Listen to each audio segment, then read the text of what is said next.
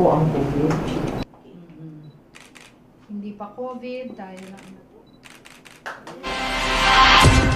At syempre, mula po sa amin dito sa 24 Oras, syempre binabati namin ang minamahal naming si Mel Tiangco ng very happy birthday. At pagkatapos ng maraming taon, partner, ngayon lang tayo...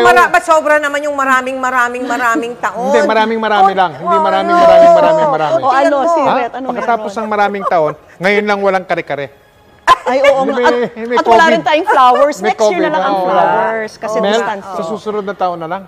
Promise, ha? I promise. Sige, promise. Happy birthday. At maraming salamat po sa inyong lahat. Yung mga nandun sa video, no, lahat kayo, maraming salamat sa GMA. Thank you very much. Vicky, Mike, and lahat dito sa 24 Oras. Yung kayong lahat dyan, happy birthday. Maraming salamat sa inyo. Thank you very much. We love you, Tita. I love you all too.